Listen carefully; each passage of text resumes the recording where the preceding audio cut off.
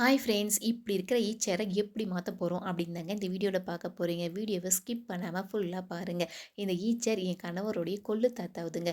அதாவது பாட்டன் பூட்டி அப்படின்னு சொல்வோம்ல, அவங்க யூஸ் பண்ணதாங்க.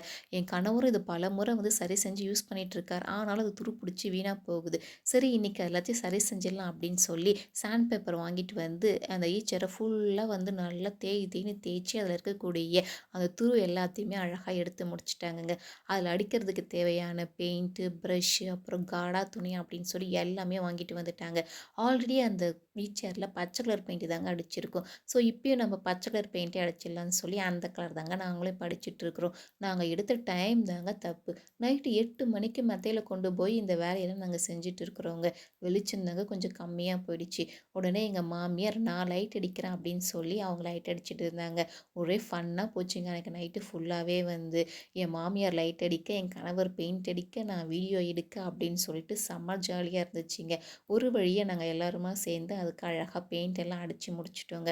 ஒரு நாள் ஃபுல்லாக பார்த்தீங்கன்னாக்கா நல்ல வெயில் அதை காய வச்சு எடுத்து வச்சுட்டோம். இது தாங்க நாங்கள் வாங்கிட்டு வந்த காடா துணி. ஒரு 6 அடி ஹைட் இருக்கும் போல், கொஞ்சம் பெருசாக தான் இருக்கும் போல் இருந்துச்சுங்க. சரி, எதுக்கும் போட்டு பார்த்துடலாம் அப்படின்னு சொல்லிட்டு இப்போ நாங்கள் அந்த ஈச்சர் இருக்கக்கூடிய இந்த ஸ்க்ரூ எல்லாத்தையுமே கழட்டிட்டு இந்த துணியை மாட்டிட்டு திருப்பி ஸ்க்ரூவை போட்டுடணும், அவ்வளோதாங்க. ஆனால் இருக்கிறதுலேயே அதுதாங்க பெரிய வேலையாகவே இருந்துச்சு. அந்த கம்பிக்குள்ளே அந்த காடா துணி போகவே பார்த்தோன்னா ரொம்ப கஷ்டமாக இருந்துச்சுங்க. எப்படியோ கஷ்டப்பட்டு பார்த்தோன்னாக்கா நாங்கள் அதை போட்டோங்க. நாங்கள் செய்கிற இந்த வேலையெல்லாம் பார்த்துட்டு வீட்டில் இருக்கிறவங்க, "எதுக்கு இன்னும் இதை வச்சு நீங்கள் கஷ்டப்பட்டுட்ருக்கீங்க? பேசாமல் எடுத்து ஓரம் வச்சுட்டு, இப்போ தான் கடையில் டிசைனாக விதவிதமாக விற்கிதுல்ல, அதை வாங்கிட்டு யூஸ் பண்ணிக்கலாம்ல" அப்படின்னு சொல்ல ஆரம்பிச்சுட்டாங்க. உடனே என் கணவருக்கு வந்துச்சு பாருங்க கோவம். "நோ, நோ, நோ, இது எங்கள் தாத்தா பாட்டி யூஸ் பண்ணது. அவங்க ஞாபகார்த்தமாக அதை சரி செஞ்சு நான் வச்சுப்பேன். இது கூட இருந்தால் அவங்களே நம்ம கூட இருக்கிற மாதிரி ஒரு ஃபீல் வரும்" அப்படின்னு சொல்ல ஆரம்பிச்சிட்டாருங்க. நீங்கள் யாரெல்லாம் உங்கள் தாத்தா பாட்டியோட பொருள் யூஸ் பண்ணிகிட்ருக்கீங்க அப்படின்னு சொல்லிட்டு மறக்காமல் கமெண்ட் பண்ணுங்க. ஒரு வழியாக நாங்கள் இந்த காடா துணியை பார்த்தோன்னாக்கா அதில் போட்டுட்டோங்க. இதுதாங்க நாங்கள் ரெடி பண்ண ஈச்சருடைய ஃபைனல் அவுட்புட்டு. பார்க்குறதுக்கு எப்படி இருக்குது அப்படின்னு சொல்லிட்டு மறக்காமல் கமெண்ட்டில் சொல்லுங்கள். ஆனால் உங்களுக்கு பார்த்தாலே தெரியும், துணி பார்த்தா பெருசாக லொடலொடன்னு இருக்கே அப்படின்னு சொல்லி.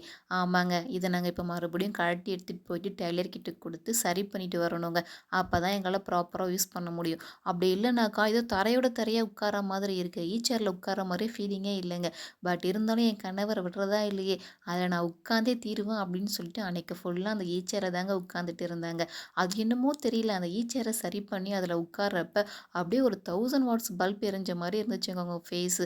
ரொம்ப ஹாப்பியாக ஃபீல் பண்ணாங்க. அதை பார்க்குறப்ப எனக்குமே ரொம்ப ஹாப்பியாக இருந்துச்சு. நாங்கள் ரெடி பண்ண ஈச்சர் எப்படி இருக்குது அப்படின்னு சொல்லிட்டு மறக்காமல் கமெண்ட்டில் சொல்லிட்டு போங்க. ஓகே ஃப்ரெண்ட்ஸ், இதோட இந்த வீடியோவை நான் முடிச்சுக்கிறேன். மறக்காமல் நம்மளுடைய சேனலை சப்ஸ்கிரைப் பண்ணிவிட்டு பாருங்கள். தேங்க்யூ.